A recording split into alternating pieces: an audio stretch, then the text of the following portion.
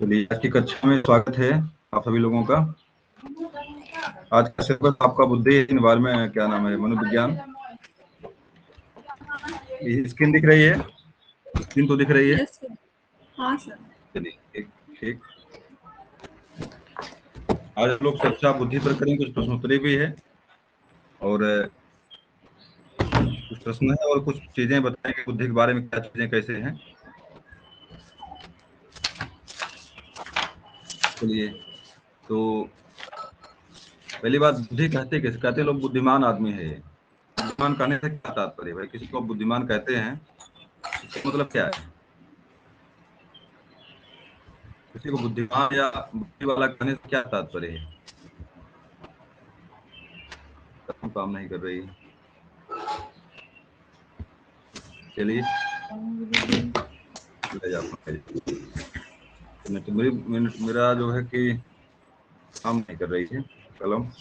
चलिए, किसी को बुद्धिमान या बुद्धि वाला कहने से क्या तात्पर्य? इसका मतलब ये होता है कि अपना काम जो है व्यक्ति आराम से कर लेता है, संगत है और सारे काम को व्यवस्थित तरीके से वो कर पाता है। ऐसे व्यक्ति को हम बुद्धिमान कहते हैं, जो व्यक्ति हर काम को अपने तरीके से कर सके, अपने तरीके से मैनेज कर सके, परिस्थितियों को, एनवायरनमेंट को अपने हिसाब से ढाल सके, किसी परिस्थिति को संभाल सके या कोई समस्या खड़ी हो तो उसका समाधान कर सके। ऐसे व्यक्तियों को हम बुद्धिमान कहते हैं।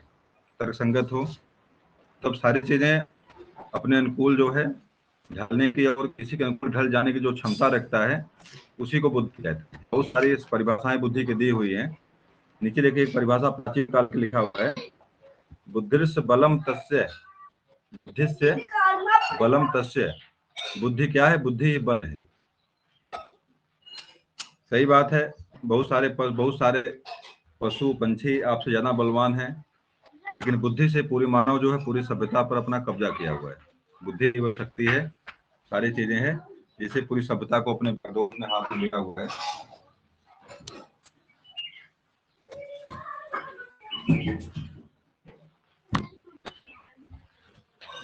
तो बुद्धि बहुत कुछ है और यहाँ पे बुद्धि के कारण ही मानव जो सारे जीवों में सर्वश्रेष्ठ माना गया है। सारे जीवों में सर्वश्रेष्ठ है, बुद्धि के कारण वह है।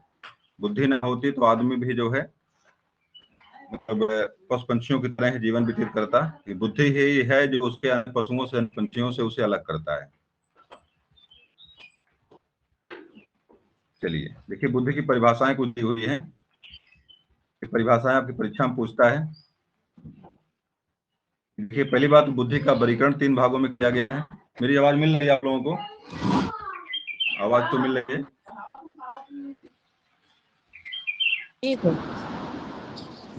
पहली बात तो बुद्धि सामान्य योग्यता है।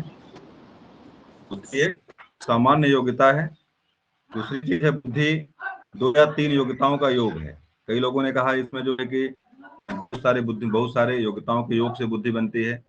थर्स्टन, आपके गिलफोर्ड, बहुत लोगों ने अलग, कोई ने कहा बुद्धि एक है, किसी ने कहा दो कार है, किसी ने कहा 3 कार है, किसी ने बहुत सारे कारकों का योग बताया है।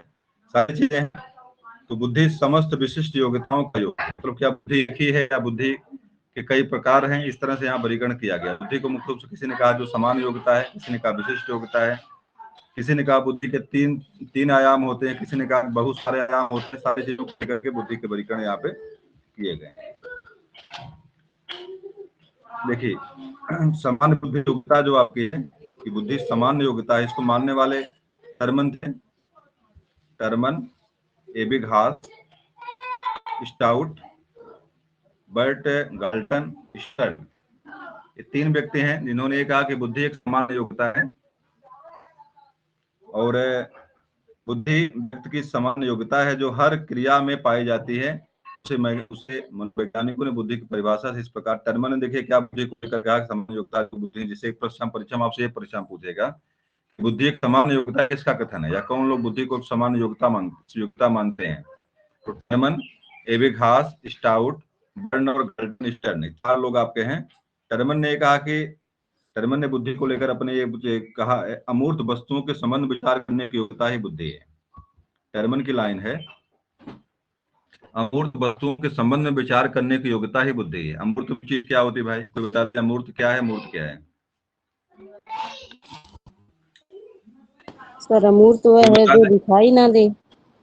सर अमूर्त वह है जो दिखाई नहीं देता है। हाँ, और मूर्त वह है जो सामने दिखाई देता है। वो सामने दिखाई देता है, बिल्कुल सही बात आपकी। लेकिन इसमें एक चीज और जानिएगा, बहुत सारी चीजें आपकी आंखों से दिखती नहीं है लेकिन वो मूर्त नहीं होती। जैसे मैं किसी बैक्टीरिया की बात करूं, क्या सारे बैक्टीरिया दिखाई पड़ते हैं आपको? हैं क्या बैक्टीरिया दिखाई पड़ते हैं आपको? हैं क्या आपको जीवाणु विषाणु दिखाई पड़ते हैं? लेकिन वो मूर्त हैं। नहीं। उनको हम सूक्ष्मदर्शी से बाकी चीजें देख सकते हैं। मतलब देखना, आंख से देखने वाली योग्यता और विशेषता नहीं है अमूर्त चीज। अमूर्त चीज यह है जो बिल्कुल हो ही ना, जो बिल्कुल ना हो, फिर भी उसके बारे में हम कुछ चीजें सोच सकें। जैसे कल्पना आपकी हुई, कल्पना में कोई चीज होती है, कहीं कोई चीज, कोई क्या किसी चीज से आप देख सकते हैं, क्या सुंदर सी कल्पना आप नहीं देख सकते हैं? आप हैं, आप बैठे बैठे दिल्ली में भाई घूम आते हैं, क्या उस चीजों को आप दूरबीन से देख सकते हैं? दूरदर्शी से सुंदर से देख सकते हैं? नहीं देख सकते। सॉफ्टवेयर जो होता है मोबाइल का, सॉफ्टवेयर जो है, क्या उसको किसी चीज से आप देख सकते हैं? नहीं देख सकते। बहुत सारी चीजें हैं। इसे कविता लेखन वाले काम जो कवि लोग करते हैं, कल्पना करते हैं, चिंतन करते हैं, क्या उन चीजों को देख सकते हैं? आप किसी चीज से नहीं देख सकते। इन चीजों को अमूर्त चिंतन का मतलब होता है जो चीज यथार्थ में हो ही ना। जैसे दो और दो चार होता है, दो दो चार, मैंने दिमाग में कल्पना कर, दो दो दो प्लस दो करके चार कर दिया हमने।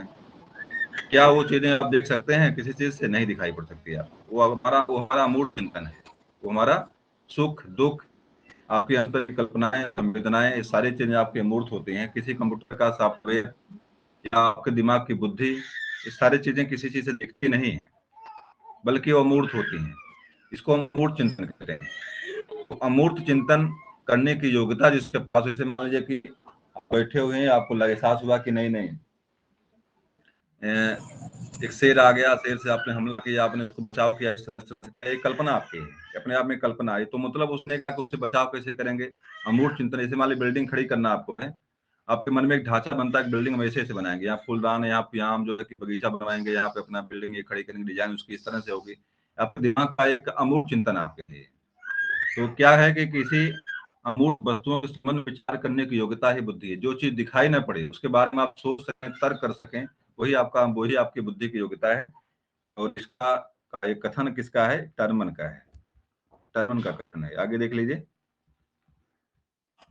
बताइए अमूर्त चिंतन की विशेषता किस उम्र में दिखाई पड़ती है? अगर हम बात करें जो संज्ञात्मक प्रत्यय का उदाहरण जिसने दिया, जो संज्ञात्मक प्रत्यय वाले आपके हैं, कौन से वह हैं जिसने संज्ञात्मक प्रत्यय का जो है पैटर्न दिया है? क्या बोलते हैं उनको? है स्विट्जरलैंड वाले जो हैं, उसने कहा कि अमूर्त चिंतन की योग्यता किस लगभग तीसरी वाले में आती है। पहला वाला आपका जो है कि इंद्रियागामक अवस्था आपकी, दूसरी अवस्था आपकी, इस तरह से अवस्था किसने दिया है? उनका नाम भी नहीं याद आ रहा है। बालक विकास की जो अवस्थाएं हैं, जीन पियाजे जो है, किस उम्र में अमूर्त चिंतन की योग्यता किस उम्र में आती है बालक के अंदर? अमूर्त चिंतन की योग्यता किस समय क्या उसका है? तो बताएगा बालक के अंदर अमूर्त चिंतन की योग्यता जो है जीन पियाजे के अनुसार किस उम्र में आती है? समय क्या उसका, टाइमिंग क्या है?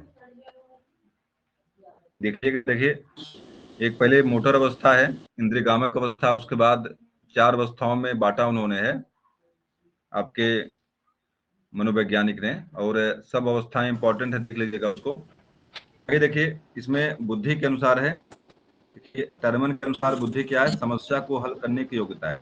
समस्या को हल करने की योग्यता है। कोई देखिए विघास ने लिखा है यहाँ पे है, बुद्धि विभिन्न भागों को मिलाने की शक्ति है।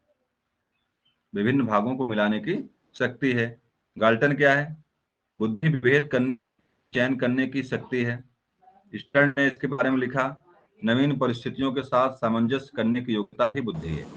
तीन चार चीजें देखिए मिली आपको यहाँ से, जो बुद्धि को समान योग्यता मानते हैं। चार लोग हैं आपके, टर्मन है, एबिंगहास है, गाल्टन है, और आपके स्टर्न है। चार लोग आपके हैं। इसमें से देखिए टर्मन ने कहा कि अमूर्त चिंतन की योग्यता, चलिए ये भी बढ़िया है। विवेकाक्ष ने कहा कि विभिन्न वस्तुओं को, भागों को मिलाने की शक्ति से, क्या कि अपने भाई आपने कोई गाड़ी का पार्ट है, इंजीनियर जो होता है उसने सब कुछ नट बोल्ट सब खोल डाला उसका, क्या समान व्यक्ति उसको पुनः इकट्ठा कर सकता है कि कौन किसके बाद कौन नट बोल्ट कहाँ लगा, कौन सा पार्ट कहाँ लगेगा? ये योग्यता एक योग्यता ही बुद्धि है। वो काम वही कर सकते जो बुद्धिमान होता है। मंद बुद्धि वाले किसी गाड़ी के पार्ट को पुनः इकट्ठा नहीं कर पाएंगे, इकट्ठा करेंगे तो कह पाएंगे किसका नट बोल्ट कहाँ जोड़ देंगे वो। तो ये भी बुद्धि की योग्यता है, मतलब विभिन्न पार्टों को इकट्ठा कर ले जाए जो है वो भी बुद्धि की योग्यता। अगला देखिए लिखा है गाल्टन ने क्या कहा, बुद्धि विभेद करने एवं चयन करने की शक्ति है। अगर दो वस्तुएं रख दिया आपने, कह देना ये अलग है, इससे अलग है ये, और चयन कर ले जाए जो उसमें, हाँ ये बेटर हमारे लिए है, मतलब इसे आपके पास कई ऑप्शन आ जाए, उसमें से अपना बेटर बेस्ट आप चयन कर ले जाए, वही बुद्धि। जैसे अभी आप परीक्षा आपकी होती है, बहुत सारे मनोविज्ञान के प्रश्न आपके आते हैं, उस मनोविज्ञान प्रश्नों में बहुत सारे प्रश्न काम लगते हैं, सब सही इसमें है, उसमें से बेटर बेस्ट कौन उसमें है, जो चयन कर लेता है वही बुद्धिमान होता है, और परीक्षा में वही सबसे अच्छा नंबर प्राप्त करता है। तो ये भी अपने आप में एक बुद्धि है।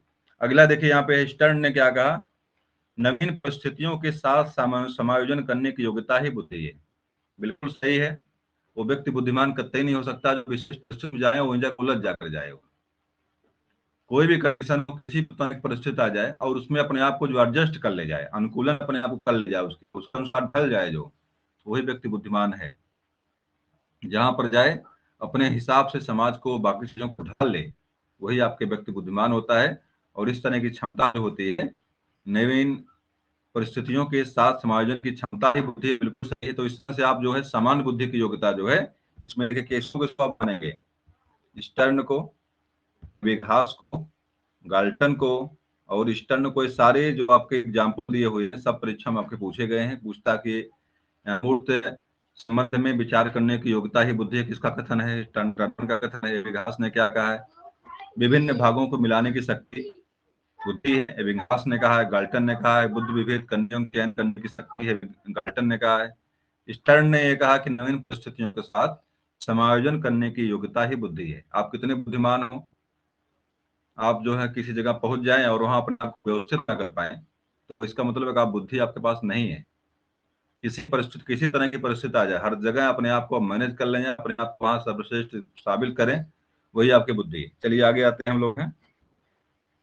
आगे है बुद्धि 2 या 3 योग्यताओं का योग है। अभी देखिए किसी ने कहा कि बुद्धि जो है सर क्या बोलते हैं? सर हाँ बताइए। सर हाँ पीछे वाला थोड़ा लिख रहे हैं, एक बाकी है थोड़ा पीछे। चलिए मैं ऊपर आ जा रहा हूँ। नवीन परिस्थिति में देखिए सब चीजें मिल जाएगा आपको। ये आप जो है जब पढ़ा क्लास ले लूंगा मैं, तो आप जो है उसमें जब आप जो टीचमेंट आपके जहाँ पे रिकॉर्डिंग क्लास होती है, वहां पीछे आगे करके उसको नोट कर लीजिए, आराम से, कोई दिक्कत नहीं है। इसको पीछे आगे करके वहां नोट कर सकते हैं आराम से, जब भी समय में आपको ठीक बिल्कुल नोट कर लीजिए वहां, यहाँ बाधा ना डालिए सर, हो गया नोट करने के लिए। चलिए बुद्धि 2 या सर, हो 3 गया। योग्यताओं का। देखिए इसमें एक चीज और जानिएगा, अगर नोट करेंगे आप इससे तो आपको कोई चीज समझ नहीं आएगी। नोट करने वाले जो है कोई जी चीज समझते नहीं, नोट करते केवल है, नोट करते हैं। कोई चीज समझने के लिए नोट नहीं करना होता, समझना होता उसको है। और अगर समझ ले जाएंगे तो ठीक फिलहाल है। वो याद ही करना आपको। चारों प्रश्न जो आपके जो कथन जो है वो तो आपको रटना ही है। किसने कहा ये है, बिल्कुल सही, नोट कर लीजिए उसको, नोट करके रट डालिए उसको। परीक्षा में ज्यों का त्यों पूछता है, रटना जरूरी है, लेकिन बहुत चीजें समझना होता है। चलिए बुद्धि 2 या 3 योग्यताओं का योग है। इसमें देखिए कोई कहता बुद्धि 1 कारक, कोई कहता 2 कारक, कोई कहता 3 कारक है। अभी मिलेंगे आगे आपको मिलेंगे लोग। गिलफोर्ड कहते हैं 3 कारक है, स्टैंड कुछ और कहेंगे, कोई कुछ और कहेगा, तो भी मिलेगा। बुद्धि 2 या 3 योग्यताओं का योग है। देखिए इस विचारधारा को मानने वाले स्टैनफोर्ड बिने का नाम विशेष रूप से उल्लेखनीय है। देखिए बिने की जगह बिनेट लिखा है यहाँ पे, यहाँ पे टी साइलेंट यहाँ पे है, यहाँ पे टी साइलेंट है। चलिए परीक्षा में एक बार पूछा कि साइलेंट वाली व्यवस्था किस भाषा में है, जो साइलेंट करने की योग्यता है किस भाषा में है? तो मात्र किसमें है? मात्र अंग्रेजी में है ये। इसके अलावा किसी भाषा में कोई सब साइलेंट जो है नहीं होता है। तो मैंने थोड़ा सा आपको हिंट किया यहाँ पे बिनेट में। बिने साइमन जो आता है, बुद्धि का प्रथम बार बुद्धि का परीक्षण दिए थे, बुद्धि का परीक्षण बिने साइमन दिए थे, बिने और साइमन। तो यहाँ पे टी साइलेंट है यहाँ पे। चलिए आगे देख लीजिए। तो स्टैनफोर्ड बिने के अनुसार जो उन्होंने ये कहा जो है, बुद्धि तर्क निर्णय एवं आत्म आलोचना की योग्यता है। तर्क निर्णय और आत्म आलोचना की योग्यता है। तर्क कर लीजिए आप, निर्णय कर लीजिए किसी चीज पर, आत्मालोचना, मैं गलत हूं कि सही हूं, इस पर आप चिंतन कर लीजिए। और ये योग्यता जिसके पास है वही बुद्धि है, जो अपने आप को मैं कोई काम किया मैंने किसी विशेष परिस्थिति में, और मुझे लगा कि नहीं नहीं मैंने गलत कर दिया, यहाँ पे तर्क कर लीजिए किसी चीज पर। देवी देवता आप तो चल ही रहे हैं, दुर्गा माई काली माई सब दिन रात घूम रहे हैं, क्या उससे कुछ मिलता है? इस पर अगर आप मंथन कर लें बढ़िया से, क्या देवताओं से कुछ मिलता आपको है? क्या देवियां कुछ देती हैं या लेती हैं? क्या उनसे हमारे बच्चों को कुछ मिल सकता है? इन चीजों पर जो तर्क कर ले जाए वही तार्किक है। और अंत में निर्णय कर ले नहीं नहीं ये गलत है, अंत में निर्णय कर ले कि नहीं देवी देवता से मिलता हमको है कि नहीं मिलता है, मानने लायक है कि नहीं है, तो ये चीज निर्णय जो कर ले जाए वही आपका क्या है, बुद्धि आपके, वही बुद्धिमान है। बाकी सब चीजें तो इस तरह से लोग कहते हैं कि यह है दुनिया, मतलब तरह तरह की बातें करते हैं, मतलब बुद्धि क्या आपकी है? बुद्धि तर्क, निर्णय और आत्म आलोचना करने की योग्यता का नाम बुद्धि है, क्षमता है। चलिए, ये आपके विनय का कथन है। आगे देखिए इसमें है, बुद्धि समस्त विशिष्ट योग्यताओं का योग है। विशिष्ट योग्यताएं, अब विशिष्ट योग्यताएं क्या है? कई योग्यताएं मिलती हैं, अंत में जो मिल करके आपकी बुद्धि का निर्माण करती हैं। देखिए नीचे लिखा हुआ है, बुद्धि ईश्वर की परिभाषाओं के अंतर्गत मनोविज्ञान विभिन्न प्रकार की विशिष्ट योग्यताओं की बुद्धि को संज्ञा बताते हैं। इसमें 3-4 लोगों का नाम आता है, थॉर्नडाइक है, थर्स्टन है, थॉमसन है, विल्सन है और स्टोडार्ट है। 4-5 मनोवैज्ञानिक हैं जिन्होंने कहा कि बुद्धि क्या है? वास्तव में विशिष्ट योग्यताओं का योग है। कई विशिष्ट बुद्धियां मिले और इकट्ठा होकर के बुद्धि का निर्माण करती हैं। देखिए नीचे लिखा हुआ है, नीचे समझाएगा कैसे कैसे क्या होता है। नीचे लिखा हुआ है, थॉर्नडाइक महोदय के अनुसार बुद्धि देखिए क्या होता है, थॉर्नडाइक बुद्धि के बारे में क्या बोलते हैं। देखिए यहाँ लिखा हुआ है, उत्तम क्रिया करने की नई परिस्थितियों के साथ समायोजन करने की योग्यता को बुद्धि कहते हैं। उत्तम क्रिया करने तथा नई परिस्थितियों के साथ समायोजन करने की योग्यता को बुद्धि कहते हैं। मान लीजिए कोई परिस्थिति आपके सामने खड़ी हुई और आप उस पर मतलब बेस्ट अपना नहीं दे पा रहे हैं, तो समाज को लगता है कि मैं इसे अच्छा कर सकता हूँ, ये तो जरूर बेकार काम कर रहा है। आपने किसी को माटी दिया, आपने कहा इसे बेटा जो एक बढ़िया घोड़ा बनाओ या बढ़िया फूल बनाओ, तो बुद्धिमान कौन होगा उसमें? 3-4 बच्चे बैठे हुए हैं, अपने अपने काम दे, प्रोजेक्ट उसको दे दिया आपने, तो जो सबसे अच्छा फूल बना देगा उसी को बुद्धिमान कहेंगे आप। तो सारी चीजें हैं, क्या है? उत्तम क्रिया करने तथा नई परिस्थितियों के साथ सामंजस्य करने की योग्यता है बुद्धि। किसी परिस्थिति में सबसे अच्छी क्रिया करिए और समायोजन कर ले जाइए, अपने आप को अनुकूलित कर ले जाइए, वही आपकी बुद्धि है, वही आपकी बुद्धि है। तो आगे लिखा हुआ है यहाँ पे, नीचे देखिए, देखिए स्टोडार्ड क्या बोलते हैं, इनके अनुसार बुद्धि क्या है? बुद्धि लिखा हुआ है, बुद्धि कठिनता, जटिलता, अमूर्तता, आर्थिकता, उद्देश्य प्राप्त सामाजिक मूल्य और मौलिकता से संबंधित समस्याओं को समझने की योग्यता है। क्या बुद्धि है? कोई कठिनाई आ जाए उसको समझ जाइए, जटिलता को समझ लीजिए, अमूर्त चिंतन को उसको समझिए, आर्थिक चिंतन जहाँ पे आ जाए, पैसा रुपया कहाँ व्यवस्था करेंगे, कैसे करेंगे, उद्देश्य प्राप्त, अंत में उद्देश्य को प्राप्त कर लीजिए, और सामाजिक मूल्य तथा मौलिकता से संबंधित समस्याओं को समझने की योग्यता ही बुद्धि है। स्टुटार्ड ने अपना कथन दिया है। आगे देखिए, नीचे आ जाइए, बुद्धि के कुछ सिद्धांत नीचे मिलेंगे आपको, एक कारक, द्विकारक, तीन कारक या बहुत सारे कारक, आपके कहीं पर आपके सारे कारक नीचे मिलेंगे आपको। ये कुछ विशेष चीजें बुद्धि के बारे में थी। तो चलिए देख लीजिए, यहाँ कुछ खास नहीं इसमें है। देखिए कारक वाली बातें जो लिखा अभी मिलेगा आपको, कारक कैसे कैसे क्या होता है। चलिए आगे आते हैं, हम लोग देखते हैं कि मतलब इसे ये कारक कौन दिया है, काम की चीज है। परीक्षा में पूछता है कि बुद्धि का एक कारक सिद्धांत किसने दिया है? जो कारक सिद्धांत किसने दिया? त्रिकारक किसने दिया है? बुद्धि का तरल किसने, तरल तत्व किसने दिया है? इस तरह की चीजें परीक्षा में बार बार पूछी जाती है। आप देख लीजिए एक बार, बिने है, बिने का साइमन बिने, अल्फ्रेड बिने वैसे हैं, अल्फ्रेड बिने हैं। मेरी आवाज लोग मिल रही है ना?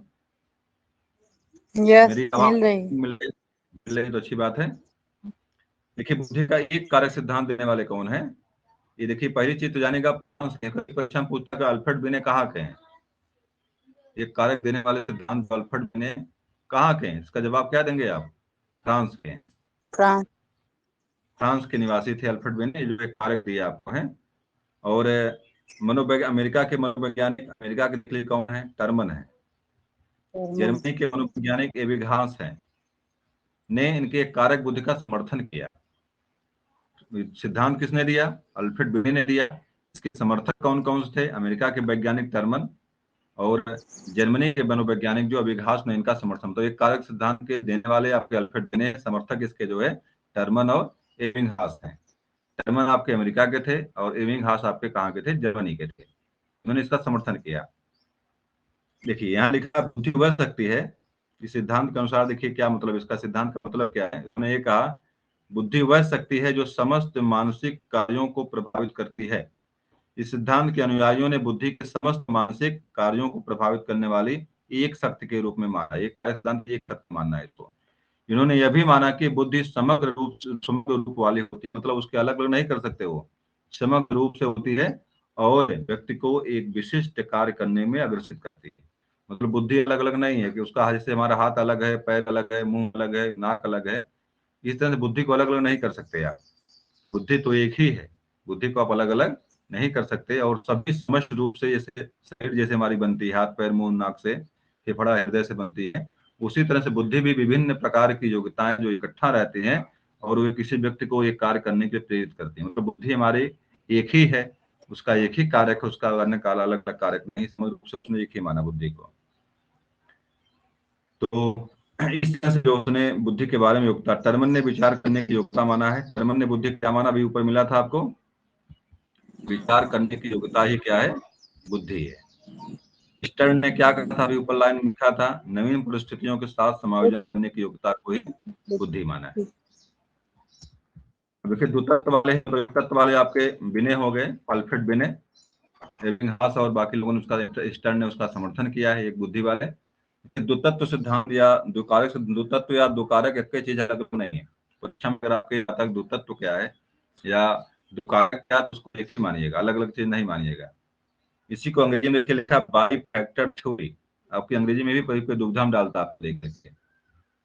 द्वितत्व की जगह पे क्या दे दे? बाई फैक्टर थ्योरी दे दे, तभी उसका मतलब आपका क्या रहेगा? द्वितत्व ही रहेगा। एक तत्व द्वितत्व, द्विकारक और बाई फैक्टर थ्योरी एक ही चीज, अलग अलग नहीं है। परीक्षा अगर तीनों में से कोई देता है तभी उसको आप एक ही मानेंगे। इसके प्रतिपादक देखिए कौन है, देखिए यहाँ लिखा है स्पीयरमैन। दूसरी चीज क्या कि स्पीयर माने, बताओ होता क्या है?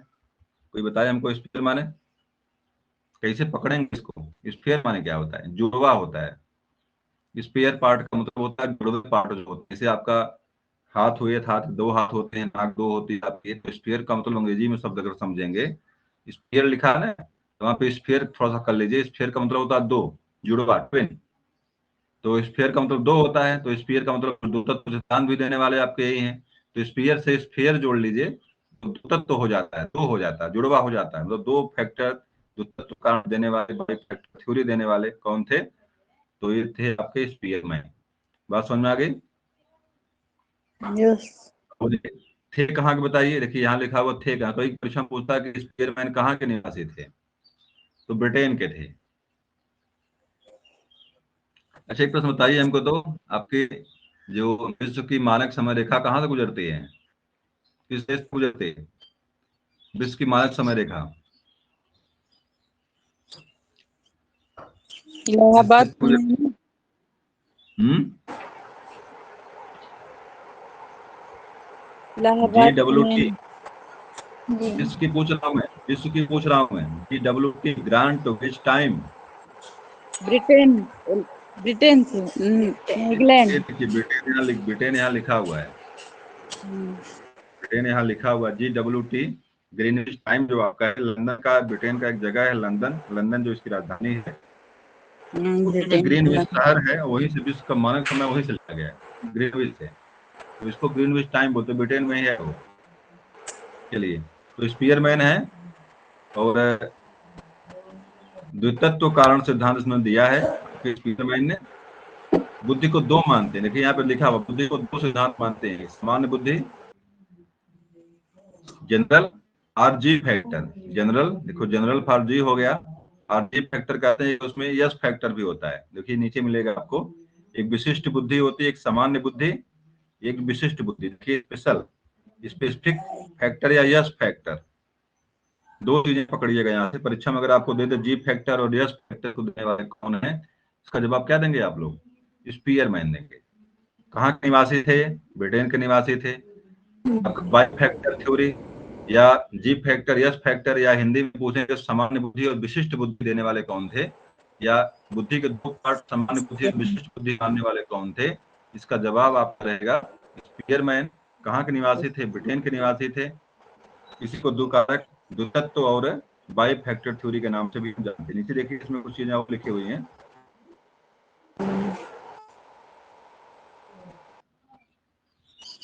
इसमें लिखा है बुद्धि का एक सामान्य कारक जन्मजात होता है, इंगित करता है। और देखिए यहाँ पे लिखा है कि विशेष क्रियाएं बुद्धि के विशेष कारक होते हैं।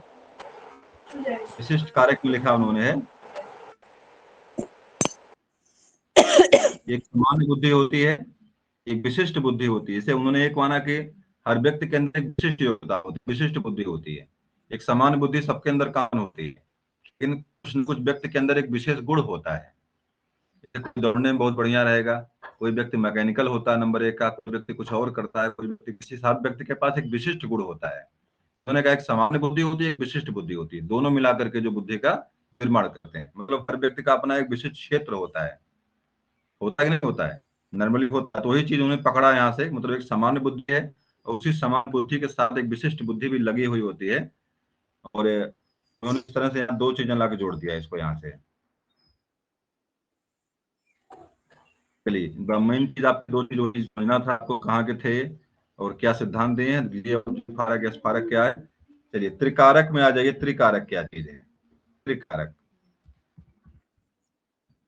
त्रिकारक बुद्धि क्या है? देखिए सामान्य विशिष्ट उन्होंने बताया कि तीसरे व्यक्ति ने पुनः पुनः उन्होंने कहा नहीं नहीं, थोड़ा सा उनको लगा कि नहीं मैं कुछ गलती कर गया हूँ, उनको लगा कि मैं कुछ गलती कर गया हूँ। बाद में क्या करते हैं, बाद में दुकारक में करके जो है क्या कहते हैं आपने, देखिए यहाँ लिखा हुआ है 1904 में उन्होंने दुकारक सिद्धांत दिया था, उसी में शोधन करते हैं। देखिए लिखा है संशोधन करके एक कारक और जोड़कर बुद्धि के त्रिकारक सिद्धांत theory, three factor theory of the intelligence देते हैं। Three factor theory of intelligent प्रस्तुत करते हैं। मतलब त्रिकारक देने वाले, दुकारक और त्रिकारक देने वाले कौन थे? स्पीयरमैन ही थे। पहले उन्होंने कहा कि यस फैक्टर और जी फैक्टर समान बुद्धि विशिष्ट बुद्धि होती है। बाद में उन्होंने कहा नहीं, एक चीज छूट रहा है यहाँ से, कुछ चीजें और भी यहाँ पे हैं। उन्होंने तीसरे कारक जोड़ा, उसका नाम क्या था? उसको ग्रुप फैक्टर या समूह कारक के नाम से जाना उन्होंने। समूह कारक, एक तो आपका सामान्य कारक है, सामान्य बुद्धि आपका है, एक आपका यश बुद्धि है, एक आपका उन्होंने कहा समूह कारक भी उसमें एक होता है, एक ग्रुप फैक्टर भी होता है। उन्होंने तीन कारक बाद में दिए हैं। तो यही देखिए यहाँ लिखा हुआ है, एक सामान्य बुद्धि, सामान्य बुद्धि का मतलब है कि यश फैक्टर, नहीं जी, जनरल जनरल फैक्टर। सामान्य बुद्धि मतलब जनरल फैक्टर, जी फैक्टर। विशिष्ट बुद्धि मतलब स्पेशल बुद्धि, यस फैक्टर। समूह कारक लिखा है यहाँ पे, इसका मतलब होता है ग्रुप फैक्टर, मतलब समूह कारक एक होता है। चलिए देखिए समूह कारक में क्या जोड़ते हैं। स्पीयरमैन के विचार में समान था विशिष्ट समूह के अतिरिक्त समूह कारक भी एक महत्वपूर्ण मानसिक योग्यता के साथ रहता है। कुछ विशेष योग्यताएं जैसे यांत्रिक, यांत्रिक योग्यता माने मैकेनिकल होते हैं, अंकिक माने गणितज्ञ होते हैं, शाब्दिक वर्बल होता है, संगीत योग्यता, भाई संगीत गाना बजाने वाले भी होते हैं, स्मृति योग्यता, बहुत लोग बहुत बढ़िया याद रखते हैं भाई, कुछ भी याद करते रहते हैं, जो भी पढ़ते हैं उनको याद हो जाता है। तार्किक योग्यता, तर्क करने की क्षमता है इसके पास, बहुत लोग तार्किक, कुछ लोग तार्किक होते हैं, हर बात पर तर्क करेंगे आपसे और सही चीज निकाल लेंगे वहां से। बौद्धिक योग्यता, आदि के संचालन के समूह कारक विशेष भूमिका में निभाते हैं। समूह कारक स्वयं अपने आपस में कोई स्वतंत्र अस्तित्व नहीं रखता, बल्कि विभिन्न विशिष्ट कारकों तथा सामान्य कारक के मिश्रण से अपना समूह बनाता है, इसलिए इसे समूह कारक कहा जाता है। मनोवैज्ञानिकों के अनुसार इस सिद्धांत में किसी प्रकार की नवीनता नहीं है। मैंने अभी आपसे कहा कि भाई किसी व्यक्ति के अंदर कोई विशेष एक ही गुण हो, अगर जैसे मान लीजिए कोई व्यक्ति संगीतकार हो तो मैकेनिकल ना हो, पहले वाला फैक्टर। मेरी आवाज मिल रही है आप लोगों को? मेरी आवाज तो मिल रही है? चलिए ठीक है। देखिए पहले जो पहला कारक दिए थे उन्होंने ये कहा कि एक सामान्य योग्यता होती है, एक विशिष्ट योग्यता होती है। विशिष्ट योग्यता माने एक व्यक्ति के अंदर एक ही गुण रहेगा, दो गुण नहीं रहेगा। मतलब अगर कोई व्यक्ति गायक अगर है तो वो जो है मैकेनिकल नहीं हो सकता, वो जो है चित्रकार नहीं हो सकता। पहली बात तो यही कही है। बाद में कहते नहीं नहीं ऐसा नहीं है। वास्तव में क्या है कि किसी एक व्यक्ति के अंदर ही कई योग्यताएं हो सकती है समूह के रूप में, लेकिन उसमें से कोई एक योग्यता हावी होती है। कोई एक योग्यता क्या होती है? हावी होती है। मनुष्य के अंदर जो है स्मृति की योग्यता भी है, आंखिक की योग्यता भी है, शाब्दिक योग्यता भी है, समूह के रूप में बना रहता आपके अंदर रहता है। उसी में से कोई विशिष्ट योग्यता सामने निकल के आती है और एक समान योग्यता के रूप में वो काम करती है। 3 चीजें उन्होंने दिया। यहाँ से आपको याद इतने याद रखना है कि 2 कारक योग्यता और त्रिकारक योग्यता देने वाले कौन थे? स्पीयरमैन थे। कहाँ के निवासी थे बताइए भाई, निवासी कहाँ के थे? स्पीयरमैन कहाँ के थे? ब्रिटेन के। और 2 कारक और त्रिकारक सिद्धांत देने वाले यही थे। कुछ और अलग से इसमें नहीं याद करना आपको। चलिए थॉर्नडाइक का बहुकारक में आ जाइए। इसमें देखिए एक चीज और, थॉर्नडाइक ने इसकी आलोचना किया किया है। उन्होंने कहा कि समूह कारक कोई नवीन कारक नहीं है, अपितु यह समान एवं विशिष्ट कारकों का मिश्रण मात्र है। समूह कारक कोई अलग नहीं है, समान और विशिष्ट का इकट्ठा करने की योग्यता है। इकट्ठा कर लीजिए सबको, मिश्रण मात्र है। थॉर्नडाइक देखिए बहुकारक में थॉर्नडाइक आते हैं। थॉर्नडाइक बताइए कहाँ के थे भाई? थॉर्नडाइक कहाँ के थे? अमेरिका। अमेरिका के थे, बिल्कुल सही है, यूएसए के थे। और सिद्धांत बताइए इनका, अधिगम्य सिद्धांत कौन सा दिए हैं ये? अधिगम्य सिद्धांत कौन सा इनका है थॉर्नडाइक का? क्रिया प्रसूत नहीं, अरे दीपन क्रिया है या यही तो है क्रिया प्रसूत तो आपका उनका है भाई, किस क्या बोलते हैं, अरे स्किनर का है। स्किनर का क्रिया प्रसूत। सर हाँ त्रुटि त्रुटि भूल और त्रुटि का सिद्धांत, यसार थ्योरी, यसार बांड प्रयास। या हाँ प्रयास, सारे तत्परता नाम सात आठ नाम है, क्लास 7-8 नाम है इसके। संबंधवाद। सिद्धांत के 7-8 नाम इसके हैं। अमेरिका के निवासी थे और इन्हें पशु वैज्ञानिक के नाम से पशु वैज्ञानिक थे। पशुओं के जो दवा किया करते थे तो पशु वैज्ञानिक थे। चलिए, और प्रथम बार किसी पर प्रयोग करने वाला कोई काम अगर कहीं पर हुआ है, किसी पशु पर प्रयोग करके सिद्ध किया तो आपको थॉर्नडाइक थे। तो थॉर्नडाइक किस पर किया था? थॉर्नडाइक का प्रयोग किस पर था? बिल्ली और कबूतर। बिल्ली और चूहा पर। कबूतर पर नहीं था, कबूतर पर बिल्ली और चूहे प्रयोग किए थे। कबूतर प्रयोग किसने किया था? कबूतर पर कबूतर प्रयोग किसने किया था? स्किनर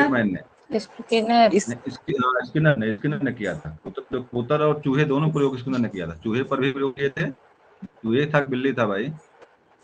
स्किनर ने भी जो चूहे और कबूतर और बिल्ली पर साथ प्रयोग किए हैं। चूहे पर किए हैं, जो है कबूतर पर किए हैं, लीवर बॉक्स था उनका। और शायद चूहे पर या बिल्ली पर वो भी प्रयोग किए हैं, दोनों पर। ठीक है, आ जाइए यहाँ पे हम लोग बुद्धि के बारे में पढ़ रहे हैं। तो बुद्धि का सिद्धांत उन्होंने जो है बहुकारक सिद्धांत देने वाले कौन थे? तो थॉर्नडाइक थे। थॉर्नडाइक ने कहा कि बुद्धि बहुत से कारकों का योग है। एक कारक 2 कारक मिला दीजिए और इस तरह से बहुत सारे कारक, इसे अल्पना बता आपका है। इसी तरह से आपका जो है बहुत सारे कारकों का योग बुद्धि आपका है। बहुत सारे कारक मिलकर के बुद्धि बनाते हैं कि बुद्धि को एक नहीं है, बहुत सारे योग्यताओं का, कारकों का सम्मिलित रूप से बुद्धि। देखिए यहाँ पे लिखा है, लिखा है यहाँ पे छुट्टी है, छुट्टी। डाइक ने बहुत सिद्धांतों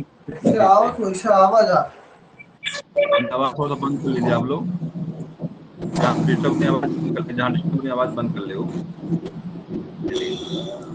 देखिए उन्होंने योग्यता कही दिया यहाँ पे, शाब्दिक योग्यता, अंकीय योग्यता, यांत्रिक योग्यता, स्मृति योग्यता, तार्किक योग्यता तथा भाषण देने की योग्यता।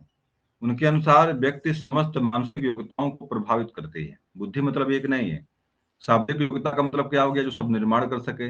अंकीय योग्यता जोड़ने वाली, गणितीय योग्यता आपकी, यांत्रिक योग्यता, मैकेनिक योग्यता, मतलब सारी योग्यताएं इसमें है। और ये सभी लोग सम्मिलित रूप से एक बहुकारक मतलब बहुत से इकट्ठा होती हैं, इकट्ठा होकर के जो है एक बुद्धि का निर्माण करते हैं, बुद्धि का निर्माण करते हैं। इसी को जो बहुत से कारक, बहुकारक जो है मतलब बहुत से कारक हैं और ये सभी मिलकर के जो है एक बुद्धि का निर्माण करते हैं। देखिए थानडाइक इन बातों को मानते हैं कि हर व्यक्ति में कोई कोई विशिष्ट योग्यता अवश्य पाई जाती है, परंतु उसका यह भी मानना है कि किसी एक विशिष्ट योग्यता दूसरे की विशिष्ट योग्यता के अनुसार लगाना, किसी दूसरे में योग्यता का अनुमान लगाना कठिन है। ये ऐसे कि एक व्यक्ति यांत्रिक कला में प्रवीण है तो वह आवश्यक नहीं है कि संगीत में भी निपुण हो। उनके अनुसार जब दो मानसिक क्रियाओं के प्रतिपादन में यह धनात्मक संबंध पाया जाता है तो उसका अर्थ व्यक्ति में सर्वनिष्ठ कारक भी है। ये उभयनिष्ठ कारक कितनी मात्रा में है इसके मतलब दो चीजें दिया यहाँ पे है, दो तीन चीजें समझना आपको यहाँ से है। पहली चीज तो मान लीजिए एक चीज, एक शब्दावली यहाँ दिया लिखी है,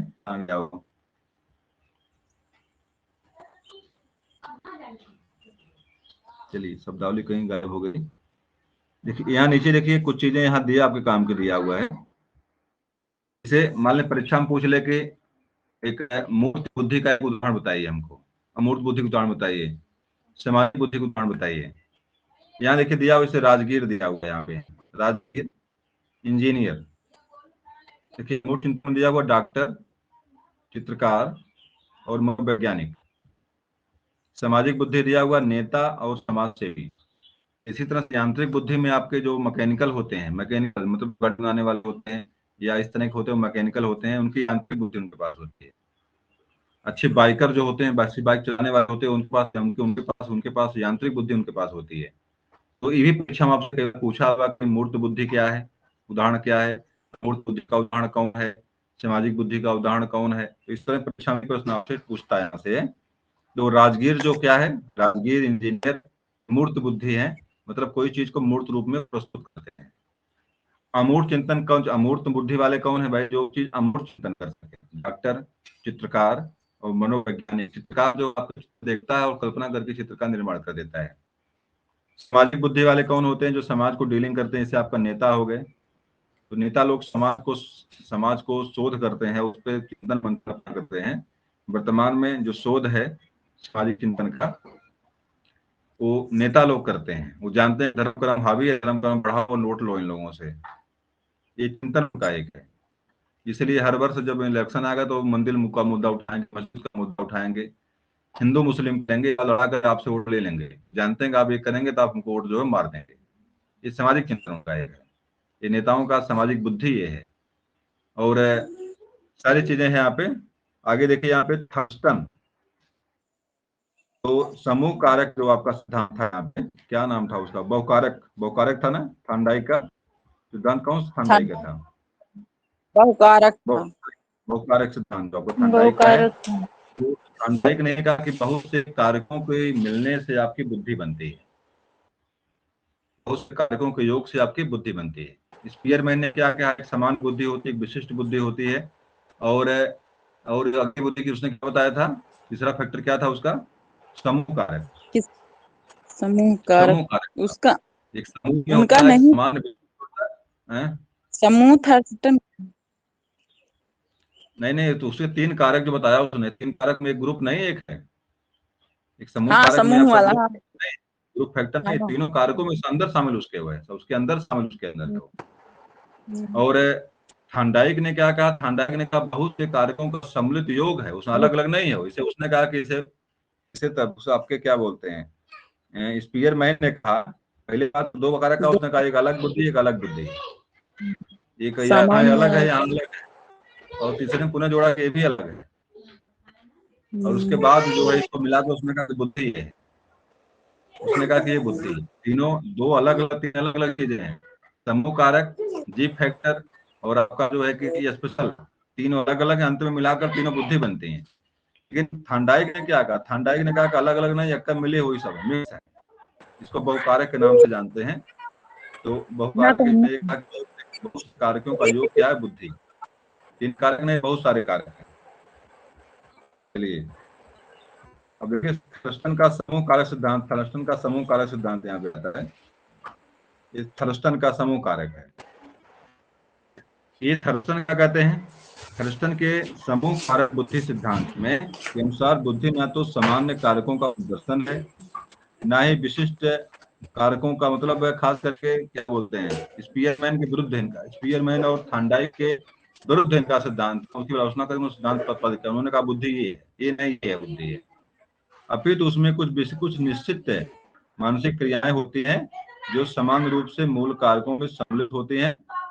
मानसिक क्रियाएं समूह का निर्माण करती हैं जो मानसिक और मनोवैज्ञानिक कारण प्रदान करते हैं। थर्स्टन ने अपने सिद्धांत को कारक विश्लेषण के आधार पर प्रस्तुत किया है। उनके अनुसार बुद्धि की संरचना कुछ मौलिक कारकों के समूह से होती है। और यहाँ पर देखिए वही चीजें बार बार चीजें आ रही हुई हैं, क्या क्या बुद्धि है, अंकीय योग्यता, प्रदक्षीकरण, और सब चीजें वही हैं, बस केवल उसके डिजाइन में अंतर दोनों सभी लोगों के। दैसिक योग्यता, शब्द प्रवाह और तर्क शक्ति और शब्द शक्ति, ये सारी चीजें मुख्य रूप से माना है। थर्स्टन ने कहा कि स्पष्ट है कि बुद्धि कई प्रकार की योग्यताओं का एक मिश्रण है। मिश्रण है मतलब मिला दिया, इसे मान लिया कि उसने अलग, किसी ने अलग कर दिया। इससे क्या था कि थांडाइक ने जो है, थांडाइक ने कहा कि इसमें ऐसे ऐसे है, थोड़ा थोड़ा मिला उसमें है, ये बहुकारक में है। लेकिन इसने क्या कहा, थर्स्टन ने ये कहा जो ऐसा नहीं है।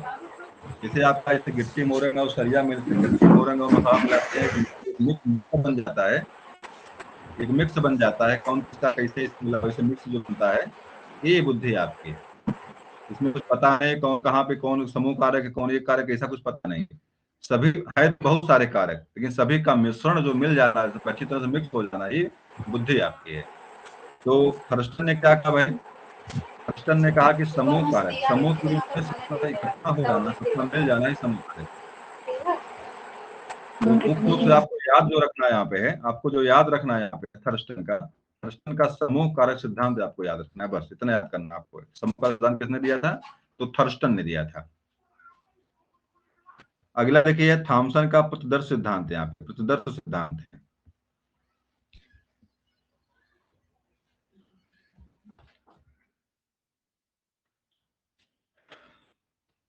Sampling theory of the intelligence, तो ये किसका सिद्धांत है, थॉमसन का है। थॉमसन के अनुसार जो है, थॉमसन ने कहा कि वास्तव में प्रतिदर्श सिद्धांत है, sampling theory of the intelligence, प्रतिदर्श सिद्धांत आपका ये है। और इसमें देखिए होता क्या है, थॉमसन है, थॉमसन, थर्स्टन इसके ऊपर जो था वो कहाँ के ऊपर निवासी थे, थर्स्टन समूह कारक दिया नहीं है, कहाँ निवासी थे, नहीं दिया हुआ है, दिया नहीं है, इसमें नहीं दिया हुआ कहाँ के निवासी थे।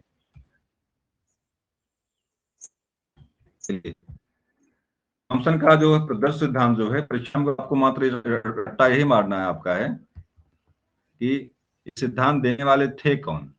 इसकी अंग्रेजी क्या होती है, sampling theory of the intelligent, ये पहली बार रट लेना है इसको आपको। इसको देने वाले कौन थे, सिद्धांत देने वाले कौन थे, इसका जवाब आपका है थॉमसन।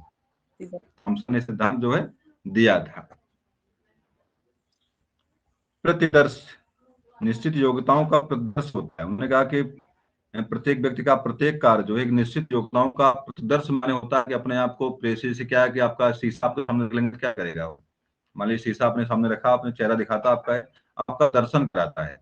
कोई काम आपने किया, कोई काम आपने किया तो ये दिखाता है कि ये इसे क्या है, ये दिखाता है कि ये काम किसने किया होगा।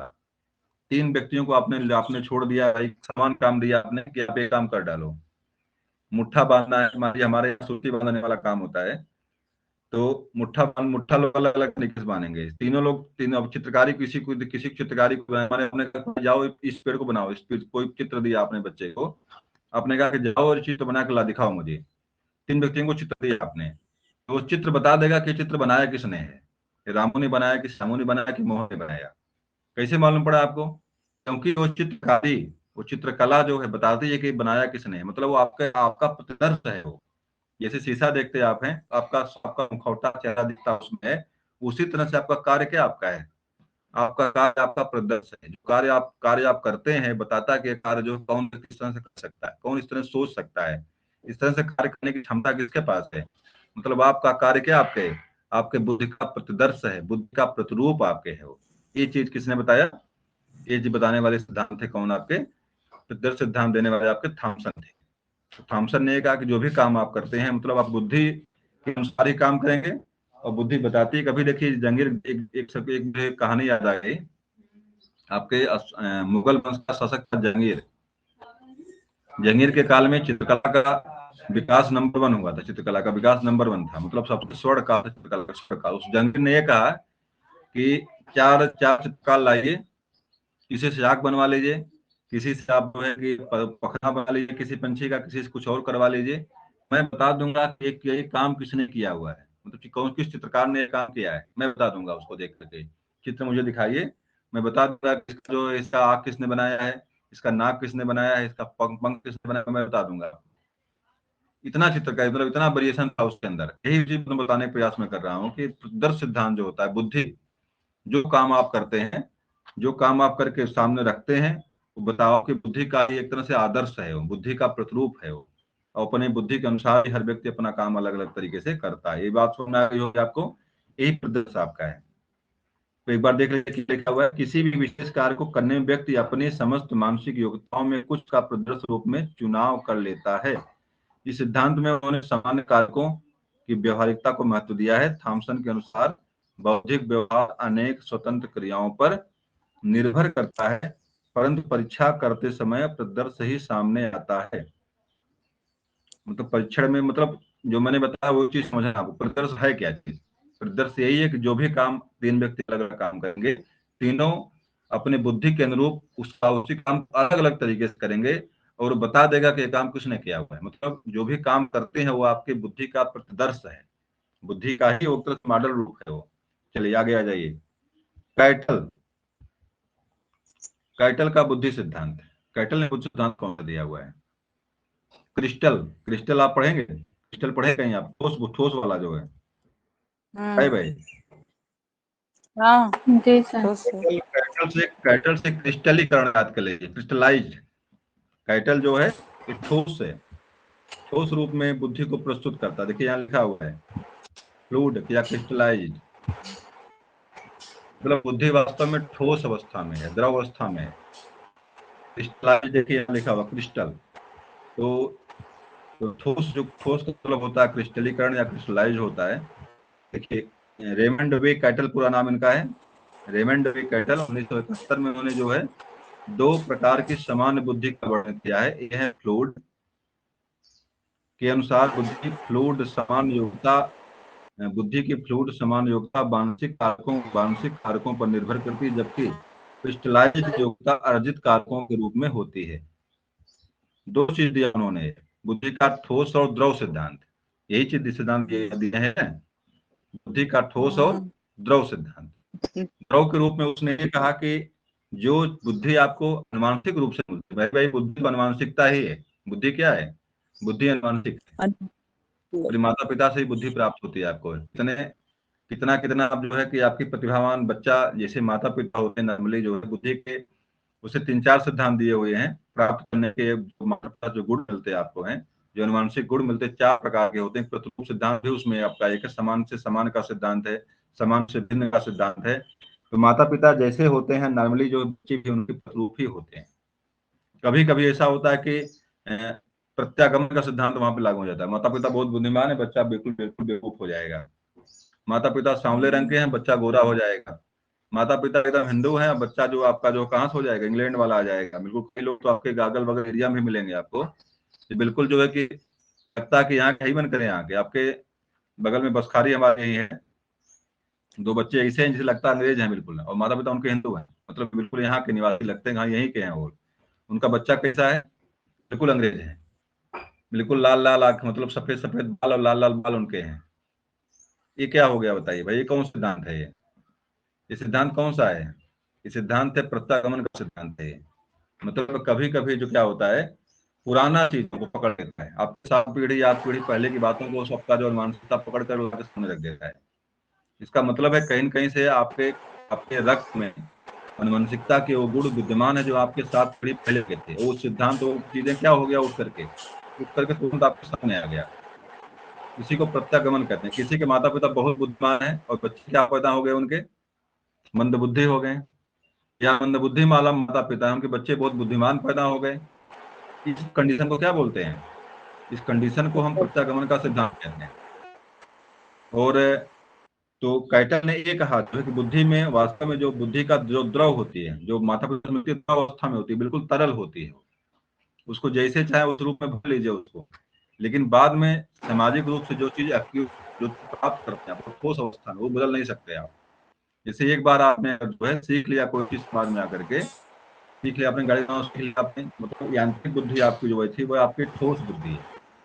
और जो चीजें आपको अनुवांशिक रूप से मिली है वो आपको द्रव अवस्था में जो है, फ्लूइड अवस्था में जो है, वो आपके अनुवांशिक रूप से मिली है।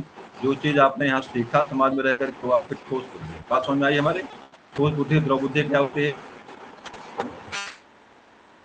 बताइएगा भाई? ठोस बुद्धि द्रव बुद्धि समझ में बात हमारी आई?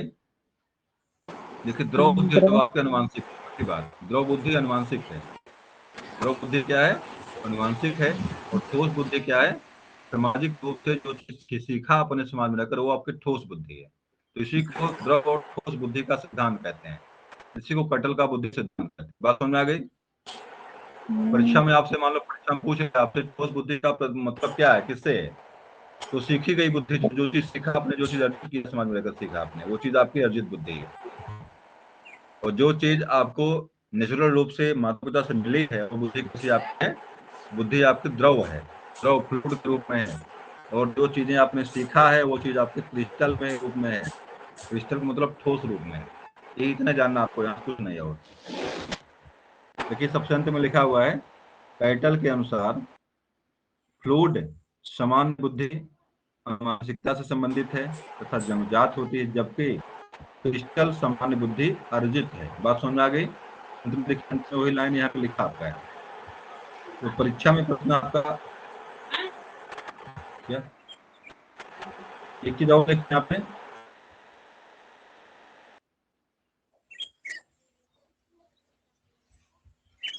दो चीज यहाँ दिया हुआ, जीएफ और जीसी। जीएफ और जीसी, फ्लूइड वाले आपके हैं, जीएफ है, और जीसी आपके जो है आपकी अर्जित बुद्धि, जो आपकी अर्जित बुद्धि समान योग्यता जो आपकी हुआ है आपकी। चलिए आगे आ जाइए। वर्ण का वर्णन का पदानुक्रमित बुद्धि सिद्धांत आपका है। पदानुक्रमित बुद्धि सिद्धांत है, इसमें कुछ नहीं जानना आपको, बस जो कहते हैं रट्टू मार लिया इसका। देखिए बर्न और बर्नट का है, 1965 में उन्होंने सिद्धांत दिया था पदानुक्रमित बुद्धि सिद्धांत, Ericsson theory of the intelligence.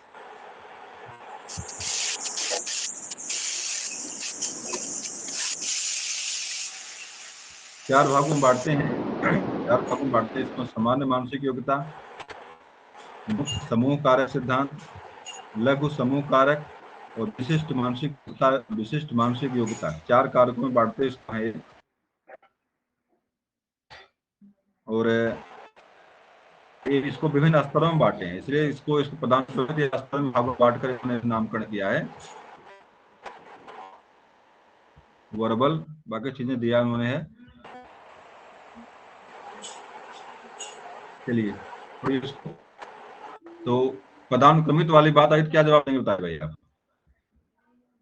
पदानुक्रमित आने पर क्या जवाब देंगे आप? बर्ट और बर्नन का कितना आप याद कर लीजिए, बस कुछ नहीं याद करना आप। बर्ट और बर्नन इतना याद कर लीजिए, सिद्धांत को क्या किसने, एक परीक्षाओं से पूछेगा तो यही चीजें पूछेगा, बस कुछ नहीं। और पदानुक्रमित सिद्धांत देने वाले बर्ट और बर्नन है, बस ये सिद्धांत देने वाले यही थे। और ये सिद्धांत को अस्तर के अनुकूल मानता है। किसी के यहाँ आवाज लगातार आ रही है? किसी के यहाँ लगातार आवाज आ रही है? ठीक, अब सही हो गया। अगला देखिए महत्वपूर्ण आपका है क्लिफोर्ड का त्रिआयाम बुद्धि सिद्धांत। त्रिआयामी क्या होता है? आप पढ़ते हो इंग्लिश में पढ़ते हैं 3D पढ़ते हैं, 3D। जो 3D मतलब है कि एक ही चित्र हो और तीन तरह से आपका चित्र दिखाई पड़े हो, आपका अस्तर एक हो, आधार एक हो, और तीन तरह से फोटो दिखाई पड़े आपका, उसी को 3D बोलते हैं। तो क्लिफोर्ड का त्रिआयाम सिद्धांत जो आपका है, इसी को त्रिआयाम को अंग्रेजी होती है 3D सिद्धांत। 3D कहते हैं इसको। देखिए 3D देखिए यहाँ लिखा हुआ 3D, 3 डिमेंटेंटल क्या लिखा है, डिमेंटियोनल लिखा है मॉडल, 3 डिमेंटियोनल मॉडल, या इसको 3D सिद्धांत के नाम से जानते हैं। ये बुद्धि को 3 भागों में बांटता है। इसमें की संक्रिया है, विषय वस्तु है और उत्पाद है। ऑपरेशन, कॉन्सेप्ट, कंटेंट से है और प्रोडक्ट्स है। 3 भागों में बांटते हैं।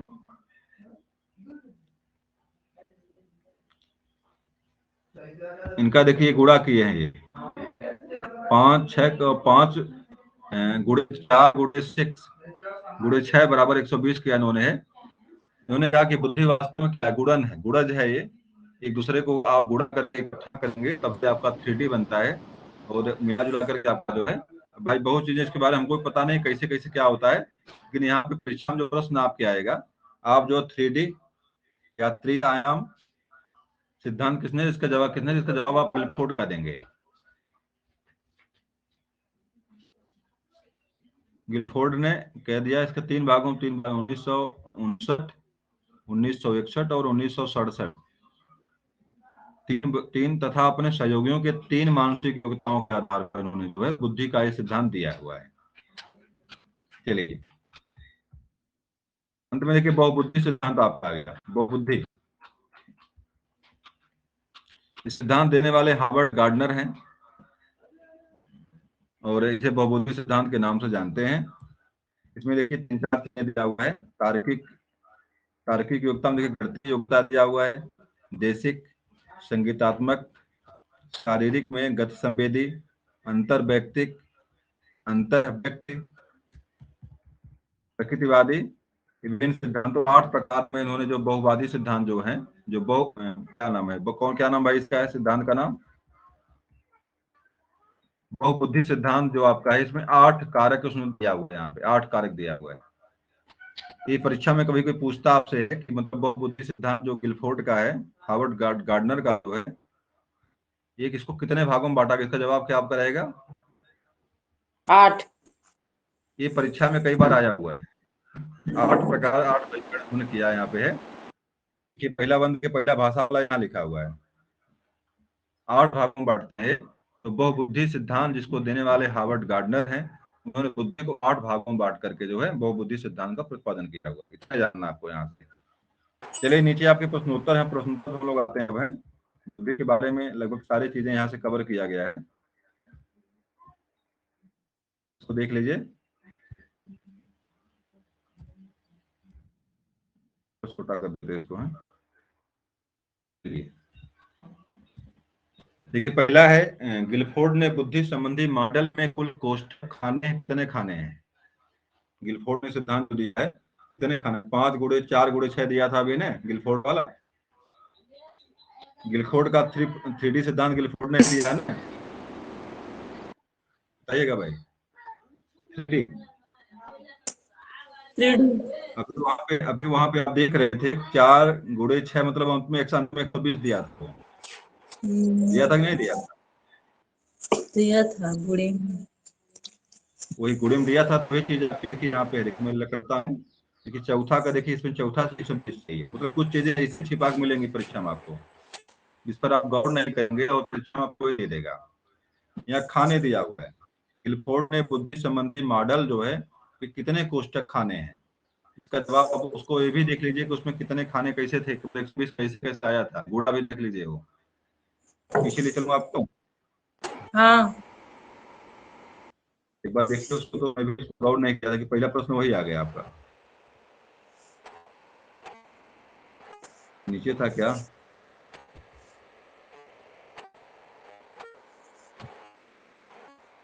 ठीक देखिए मिलेगा अभी ये।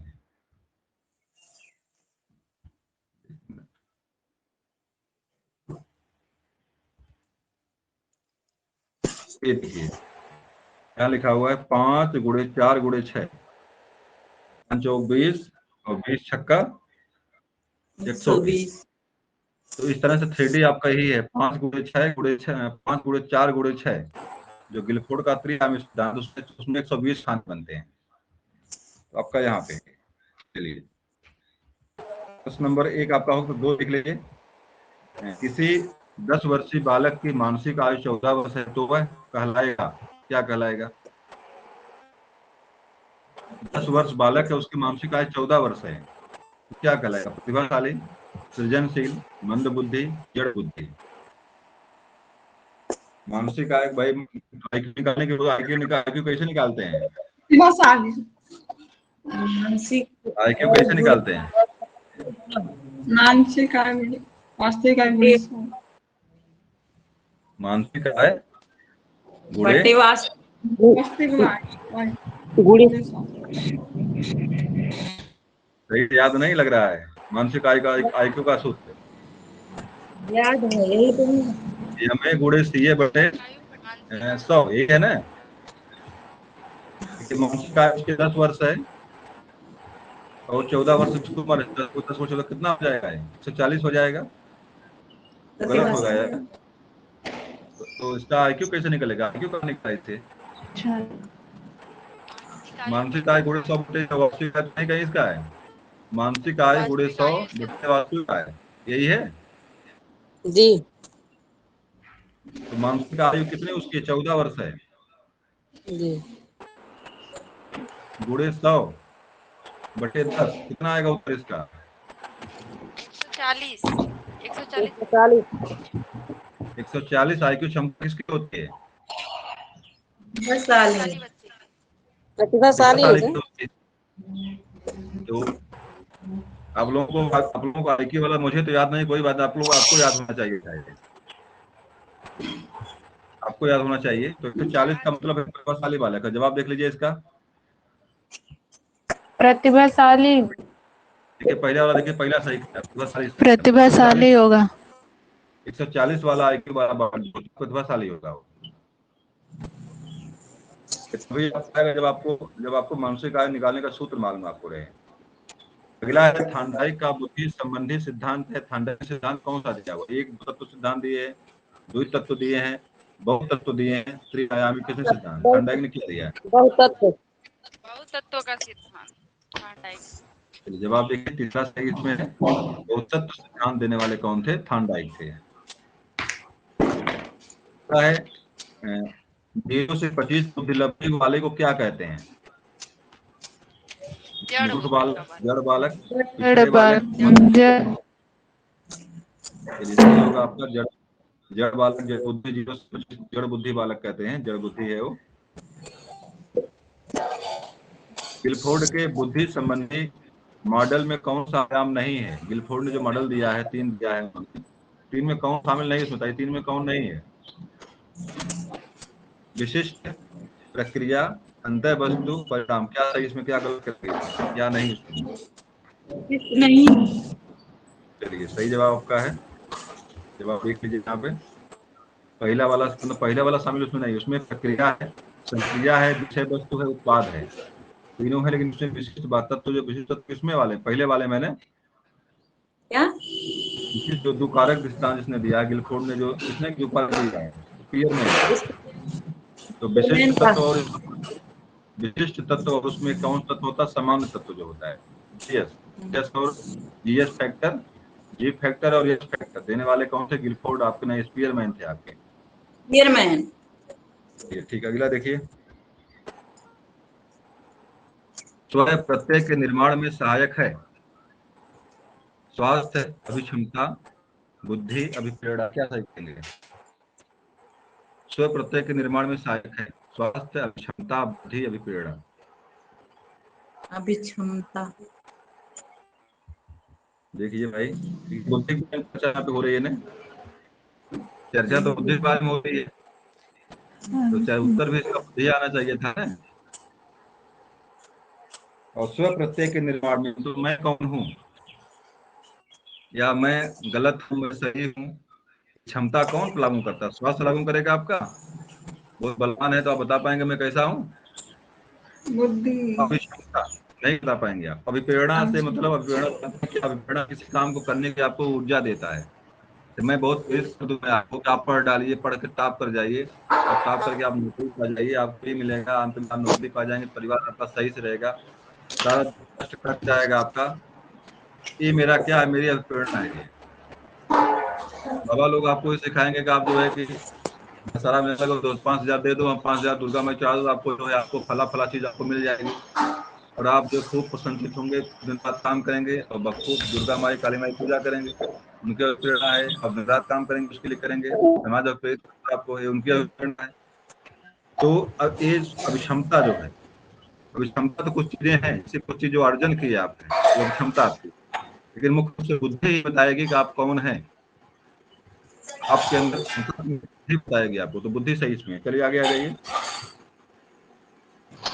गिलफोर्ड ने बुद्धि संबंधी सिद्धांत दिया है।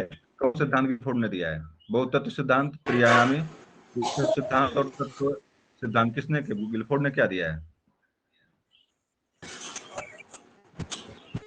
उनका तो द्विकारक सिद्धांत है, इसमें एक दिया। गिलफोर्ड का त्रिआयामी नहीं इसमें है, गिलफोर्ड ने त्रिआयामी नहीं दिया है। हाँ हाँ ठीक है। इस वीर में समझ रहे। त्रियान प्रतिभाशाली प्रतिभामान बालकों की बुद्धि लब्धि होती है, क्या होती है? 130 130 120 तो 130 140 हो गया था, अब 140 आया था, इसका मतलब 130 से अधिक है।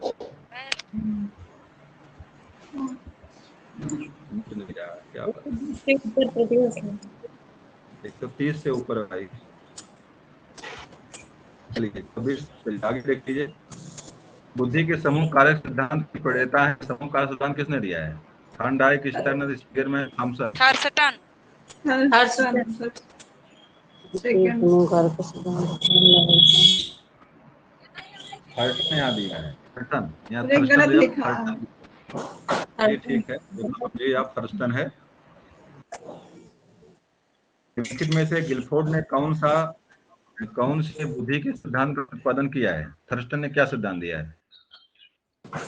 गिलफोर्ड ने कौन सिद्धांत दिया? त्रियामी सिद्धांत कोई इसमें है?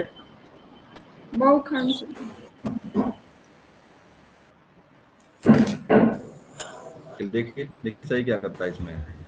चौथा वाला सही। गणिता वाला बुद्धि संरचना का सिद्धांत दिया, बुद्धि बनती कैसे? 4 गुणे 6, 120 खाने बनाकर जो बुद्धि बनती है, बुद्धि बनती किस पर सिद्धांत दिया अपना, बुद्धि संरचना को लेकर सिद्धांत दिया उन्होंने, बुद्धि बनती कैसे है। चलिए, एक बालक की आयु 12 वर्ष है, बुद्धि परीक्षण करने पर वह 15 वर्ष के 15 वर्ष के सामान्य बालक के समान अंक प्राप्त कर सकता है, उसका सही बुद्धि विकल्प है। कैसे निकालेंगे?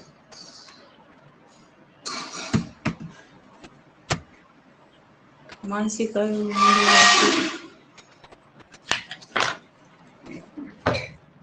मानसिक काय गुणे वास्तविक काय करेंगे तो उत्तर आएगा, करवाएं तो आएगा।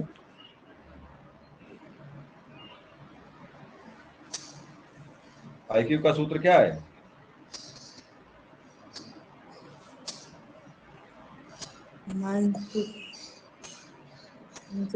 वास्तविक आय कैसे निकालेंगे?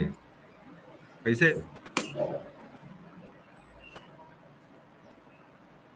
आप लोग सूत्र से याद कर लीजिए उसको, कोई बताए हमको, कोई सूत्र बोले, सूत्र क्या है मानसिक का बुद्धि लब्धि का? मानसिक आयु में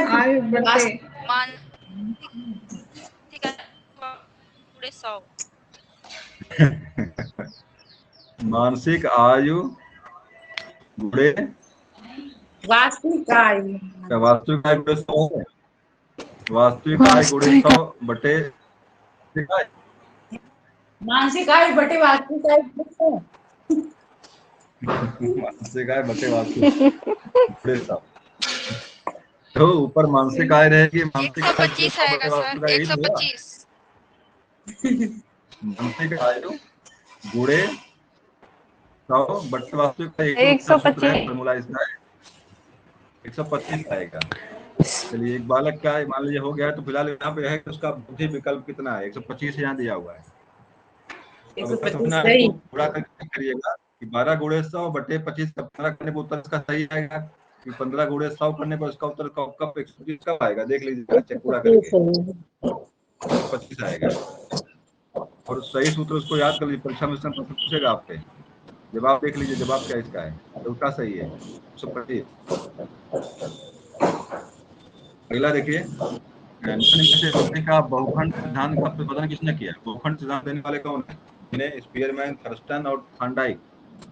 इसके पहले भी आया था प्रश्न। हांडा चलिए, बहुखंड वाले थॉर्नडाइक बिल्कुल सही है। अगला है, विभिन्न वस्तुओं और विचारों के बीच संबंधों को समझने की मानसिक क्षमता ही बुद्धि है। बुद्धि का सिद्धांत प्रतिपादन किसने किया है? स्पीयरमैन, थॉर्नडाइक, बिने, साइमन और थर्स्टन, किसने किया है?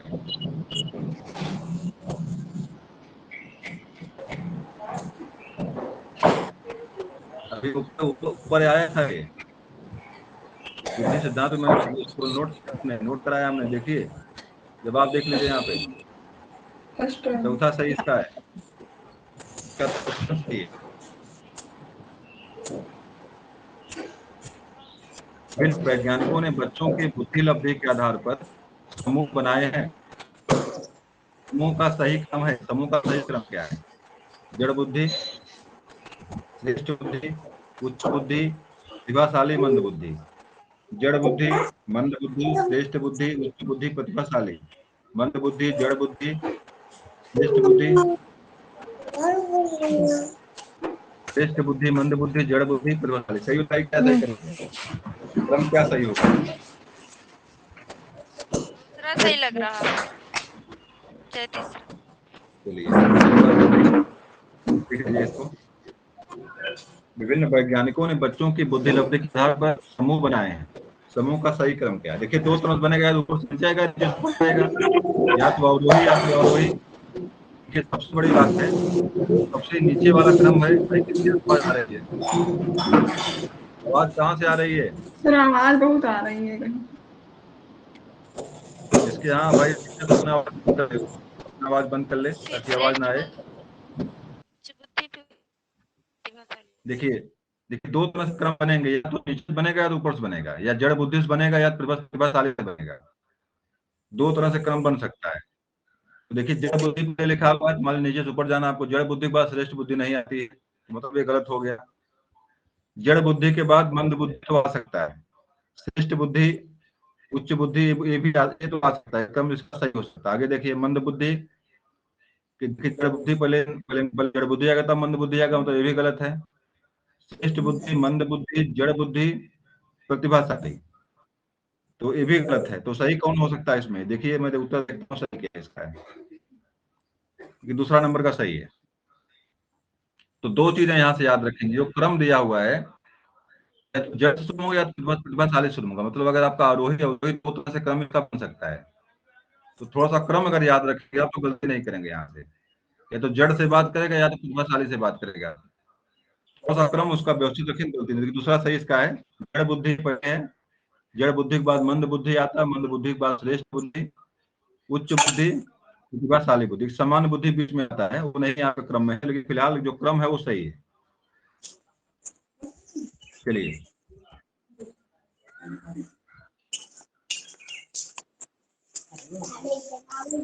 अगला प्रश्न आपका है, अवधारणाओं का विकास मुख्य रूप से संबंधित है बौद्धिक विकास से, सामाजिक विकास से,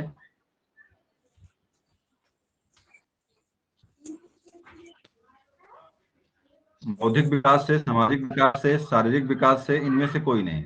अवधारणाओं का संबंध किससे है?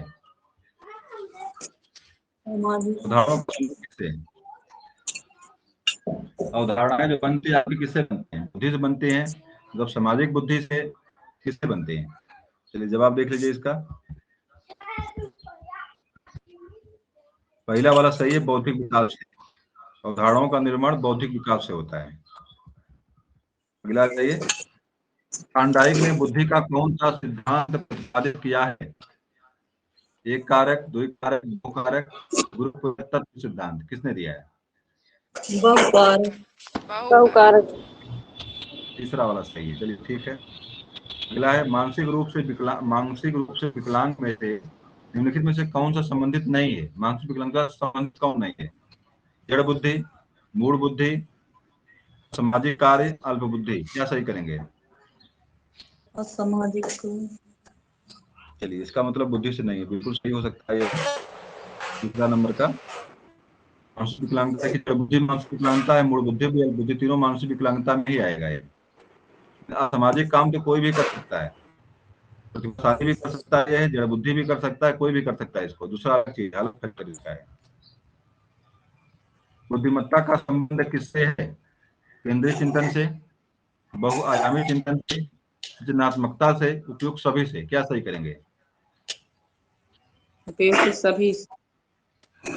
बिल्कुल सही जवाब होना चाहिए। केंद्रीय चिंतन, बहुआयामी चिंतन और सृजनात्मकता, ये सभी चीजें आपकी बुद्धि में आपके।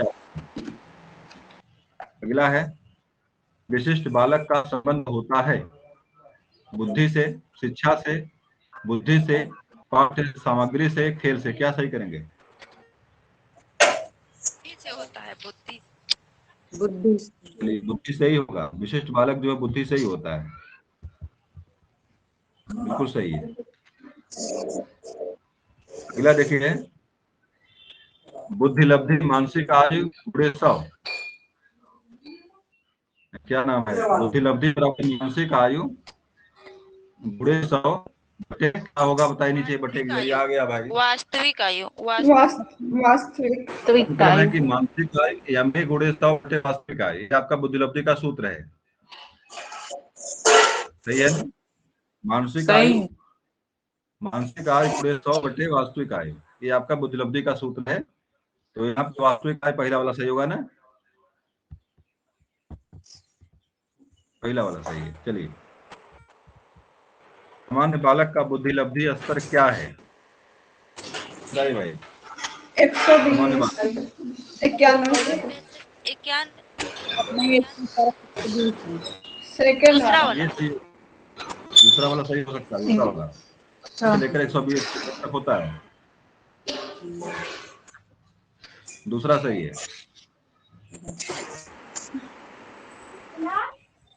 बुद्धिलब्ध मापन की जन्मदाता कौन है? बुद्धिलब्ध मापन की जन्मदाता कौन है? स्टर्न, विनय, कोई नहीं।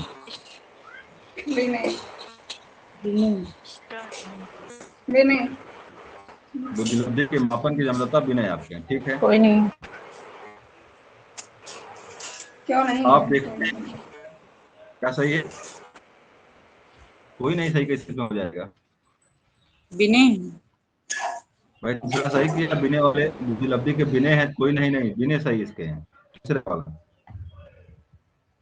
आप देखते हैं कि एक छात्र बुद्धिमान है, आप उसके साथ संतुष्ट रहेंगे, उसे अधिक रिकॉर्ड नहीं देंगे, वह अधिक प्रगति कर सके उसी तरह से अनुकूलित करेंगे, उसके अभिभावक को सूचित करेंगे कि वह बुद्धिमान है। क्या सही करेंगे उसमें से आप? तीसरा वाला। तीसरा। चलिए देखते हैं। तीसरा सही। तीसरा सही, बिल्कुल।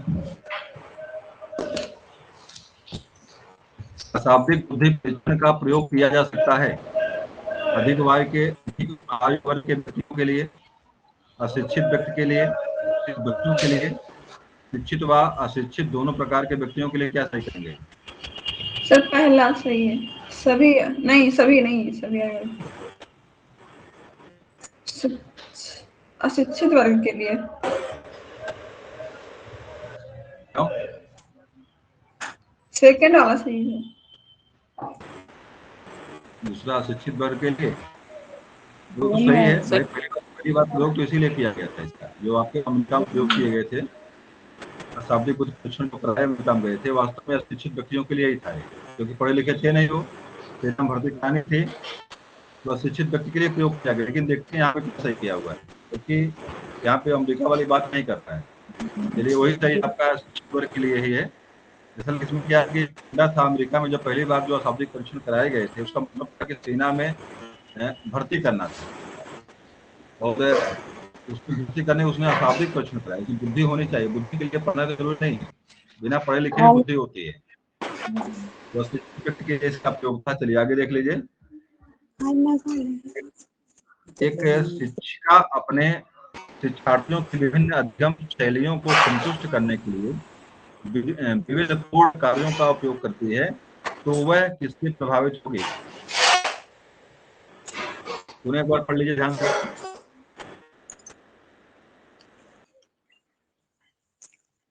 विविध अधिगम शैलियों को संतुष्ट करने के लिए विविध पूर्ण कार्यों का उपयोग करती है, तो वह किससे प्रभावित होगी? बताइए, जवाब दीजिए इस नीचे से, किससे प्रभावित है वो?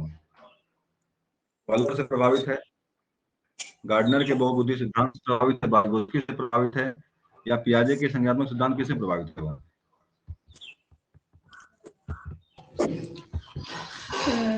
दूसरा सही है, गार्डनर के बहुबुद्धि सिद्धांत से प्रभावित है, गार्डनर के। मतलब अलग अलग तरह के प्रयोगों का अलग अलग तरह का प्रयोग करती है। पुनः एक बार देखिए प्रश्न को, पुनः एक बार देख लीजिए। एक शिक्षिका अपने शिक्षार्थियों की विविध अधिगम शैलियों को संतुष्ट करने के लिए विविध पूर्ण कार्यों का उपयोग करती है, तो वह किससे प्रभावित है? चलिए, जवाब इसका आपको मिल गया। दूसरा है गार्डनर। गार्डनर का थ्योरी वाला है, गार्डनर का थ्योरी है, गार्डनर का मेन। गार्डनर कौन सिद्धांत है? बहुखंड का सिद्धांत। अगला देखिए, इसमें है, अगला प्रश्न आपका है, प्रश्न लोड किया गया वही। अगला प्रश्न आपका है, अधिकांश व्यक्तियों की बुद्धि औसत होती है, बहुत कम लोग प्रतिभा संपन्न होते हैं, बहुत कम व्यक्ति मंदबुद्धि होते हैं। कथन किस प्रतिष्ठापित सिद्धांत पर है? बुद्धि और जाति विभिन्नताओं पर, बुद्धि के वितरण पर, बुद्धि की वृद्धि पर, वृद्धि और लैंगिक विभिन्नताओं पर। क्या सही करेंगे? सर इसमें रहेगा चौथा, बुद्धि और लैंगिक विभिन्नता। यहाँ तो भैया जवाब भी नहीं इसमें है, इसमें जवाब भी नहीं दिया हुआ है। सर चौथा सही होना चाहिए। बुद्धि और जाति विभिन्नताओं पर, बुद्धि के वितरण पर, बुद्धि की वृद्धि पर, बुद्धि और लैंगिक विभिन्नताओं पर। क्या लैंगिकता से बुद्धि प्रभावित होती है? नहीं, गलत है। बुद्धि और बुद्धि की वृद्धि पर।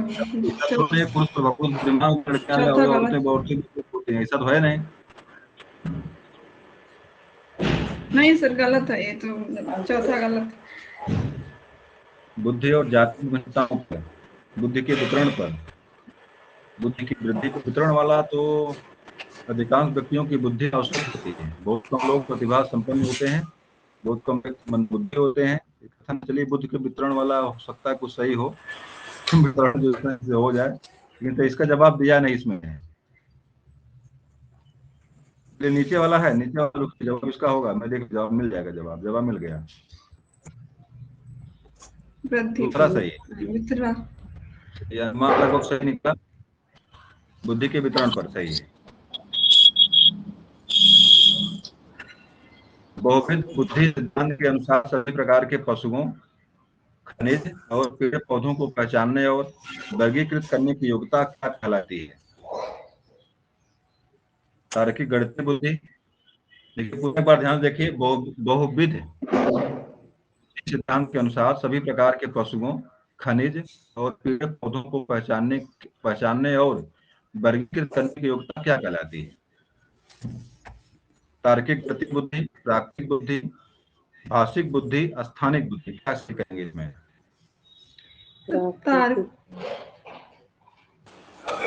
एक चीज यहाँ पे विषय में एक चीज विशेष यहाँ पे ध्यान दीजिएगा। यहाँ पे देखिए, पशु लिखा हुआ है, खनिज लिखा हुआ है, पेड़ पौधे लिखा, सब प्राकृतिक है, सब नेचुरल है। बात नहीं इसके बारे में क्या चीज होगा ये, लेकिन यहाँ से पढ़ने के बाद लग रहा है कि प्राकृतिक हो सकता है।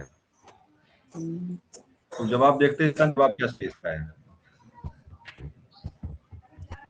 दूसरा प्राकृतिक। ये कुछ अनुमान आप लोग इससे लगाइए, तो ये फर्क करिए, सोचिए उस पर कि ऊपर जो लिखा हुआ है उससे क्या मैचिंग है। अगर समझ में आपको पढ़ा नहीं कभी आपने, अगर पहले से है, इस चीज को दिमाग यहाँ से लगाएंगे तो हो सकता है समझ में आपके आ जाए। चीजें नेचुरल वहाँ पे प्राकृतिक, यहाँ पे खनिज है, पशु पंछियों के नाम है, पेड़ पौधों को पहचानने की योग्यता है, तो वहां से पकड़ेंगे तो हो सकता है कुछ दिमाग में आपके आए तो वहाँ जवाब सही मिल जाएगा आपका। मैं पढ़ा नहीं था बिल्कुल इसको, इसका जवाब मुझे वहां मिला।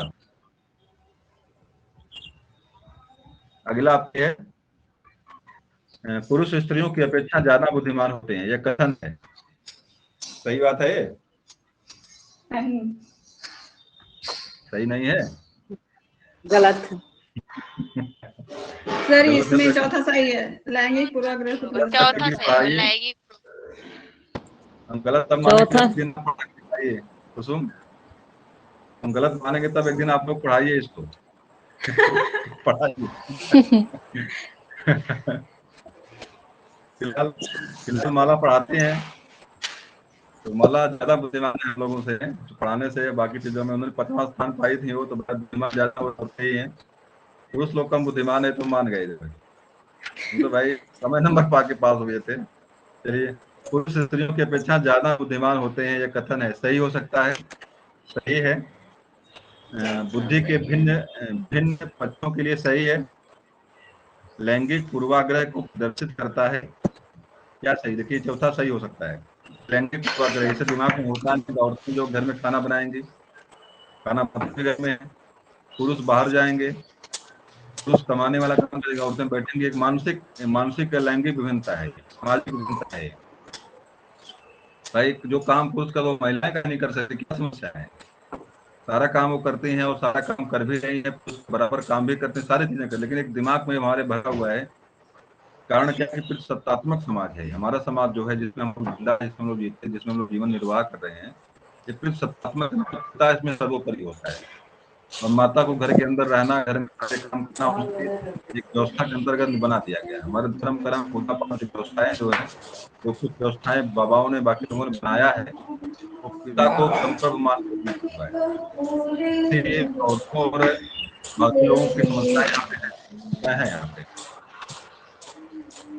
जवाब देखते हैं। जवाब सही इसका है, आगे आ जाइए।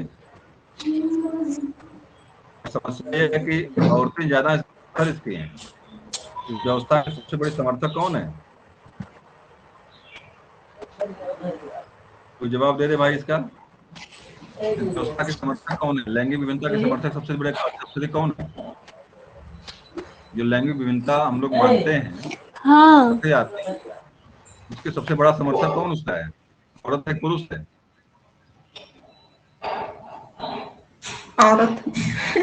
औरत है।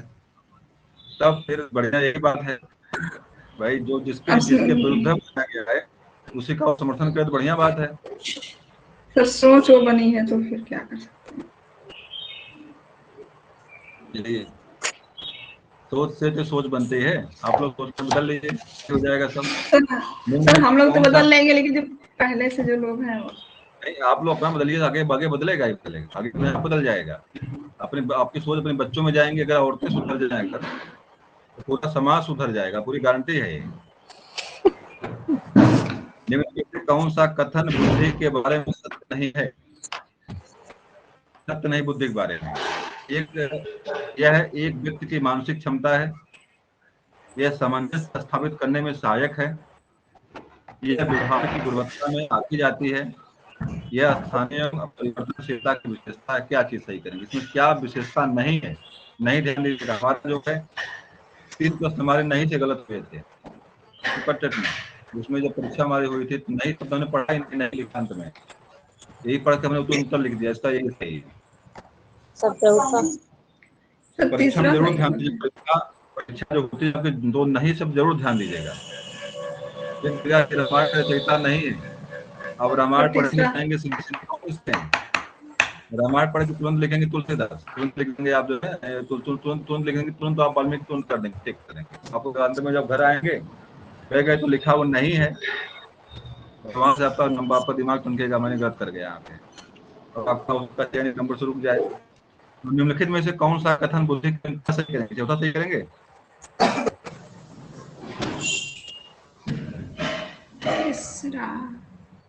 चौथा सही है। यह अस्थाई एवं अपरिवर्तनशीलता की विशेषता है। क्या बुद्धि अस्थाई होती है? नहीं। क्या बुद्धि परिवर्तनशील होती है? नहीं, होती है। लगातार अपने आप चेंज करती रहती है, परिस्थिति मतलब बदलती रहती है, अपरिवर्तनशील है। अगला है नहीं है। बुद्धि अस्थाई, तो उल्टा सा नहीं लिखती है। बुद्धि अस्थाई नहीं होती है और बुद्धि परिवर्तनशील है, परिवर्तनशील नहीं है। चलिए आगे देखिए, अगला प्रश्न निम्नलिखित में से कौन सा, भाई अपनी आवाज कहाँ से आ रही है? या तो अपना माइक सही कर लीजिए आप लोग, या तो अपना जो अगल बगल थोड़ा दूर चले जाइए जहां से आवाज ना आ रही हो। निम्नलिखित में से कौन सा कथन सत्य है? लड़के अधिक बुद्धिमान होते हैं, लड़कियां अधिक बुद्धिमान होती हैं, बुद्धि का लिंग के साथ संबंध नहीं है, समान लड़के लड़कियों से अधिक बुद्धिमान होने कैसे कहेंगे? तीसरा। तीसरा तीसरा सही है। ये तीसरा, चलिए तीसरा सही है। चलिए आपका ये समाप्त हुआ, ये बुद्धि आपका सिद्धांत, जो बुद्धि के सिद्धांत थे समाप्त हुए, और उम्मीद करता हूँ कुछ आपको लाभ मिलेगा। बुद्धि बड़ा इंपॉर्टेंट चैप्टर आपके मनोविज्ञान से है। एक दो प्रश्न हर परीक्षा में यहाँ से जरूर आते हैं, यहाँ से बुद्धि से आते हैं। सर जी, हम बताइए सर 29 वाला कौन सा सही हुआ? 29 में क्या था? पुनरुक्ति हम आते हैं 29 में। 29 में आपके आते हैं लौट कर, चौथा सही था भाई। यह स्थायी एवं अपरिवर्तनशीलता की विशेषता है, मतलब बुद्धि स्थायी नहीं होती और अपरिवर्तनशील भी नहीं होती, बुद्धि परिवर्तनशील और अस्थायी होती है। बुद्धि क्या है? अस्थायी है और परिवर्तनशील है, ये मतलब चौथा सही है। चलिए तो इसको अब क्लास को ही समाप्त करते हैं। आप लोग जुड़े रहे, बहुत बहुत धन्यवाद आप लोगों को। सुनील, कुसुम, अनिल, सपना, सुनील, अर्चना, सभी लोगों को धन्यवाद। आप लोग बढ़िया दशहरा मनाइए। अच्छा बताइए जरा, मैं सब अपना रिकॉर्डिंग आपका देता हूँ।